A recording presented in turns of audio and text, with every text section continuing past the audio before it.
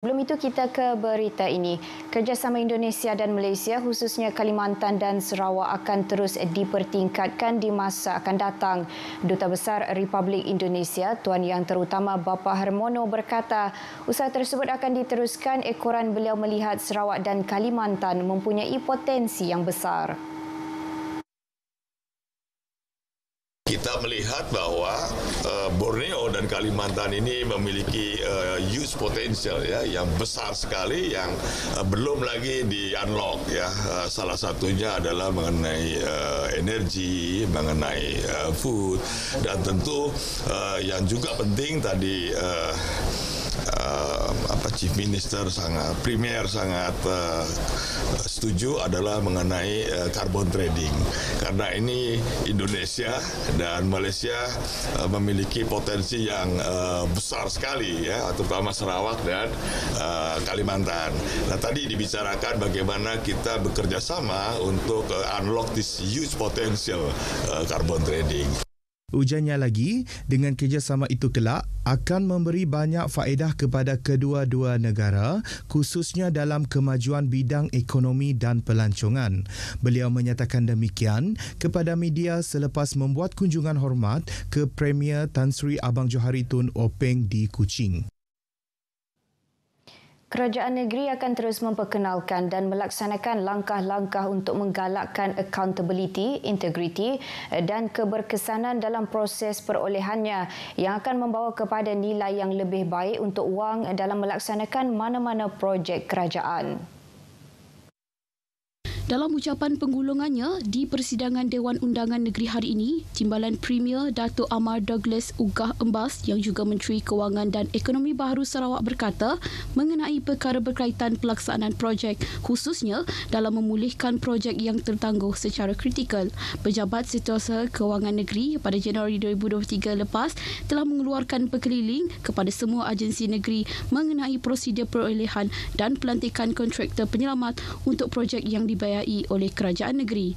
Tambahnya, Pejabat Setiausaha Kewangan Negeri juga telah mengeluarkan perkeliling mengenai perwakilan kuasa bagi pegawai kerajaan menandatangani surat setuju terima dan kontrak projek kerajaan negeri bagi memastikan tadbir urus yang baik dalam aktiviti perolehan dan menjaga kepentingan kerajaan di samping membantu mempercepatkan dan kelancaran proses perolehan di peringkat kementerian, jabatan, bahagian dan daerah.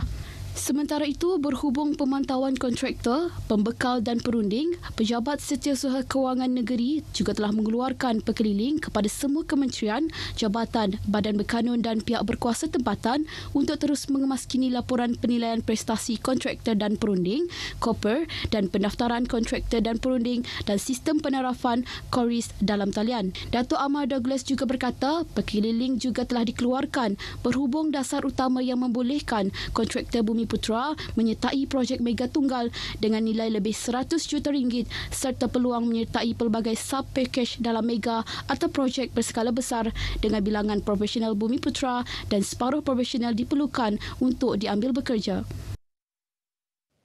Sesi penggulungan Dewan Undangan Negeri berlangsung hari ini. Jabatan Hutan Sarawak telah menambah baik Sarawak Logs Tracking and Forest Revenue System (REVLOG) dengan penambahan modul baru dikenali sebagai Forest Lisensi Portal yang berkuat kuasa pada 1 April 2023. Menjelaskan demikian, Timbalan Premier merangkap Menteri Sumber Asli dan Pembangunan Kedua, Dato' Amar Awang Tengah Ali Hassan. Ia merupakan antara usaha dalam memastikan sistem pengurusan hutan di negeri ini dipertingkatkan dan dibangun selari dengan kepesatan teknologi dan pendigitalan maklumat.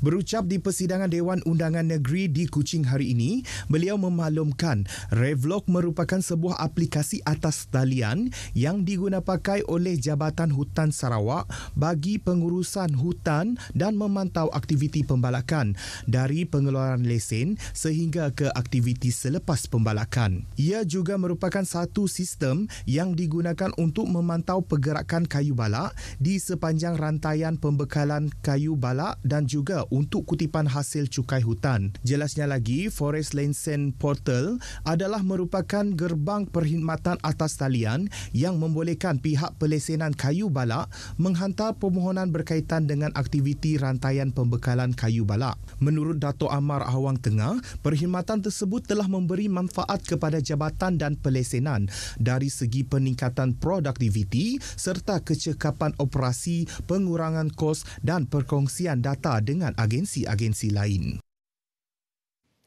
Sarawak Forestry Corporation SFC kini mengawal selia sebanyak 67 kawasan terlindung sepenuhnya TPA di Sarawak melibatkan 872,000 hektar kawasan dataran yang telah diwartakan sebagai TPA bersamaan 87.2% daripada sasaran seluas 1 juta hektar.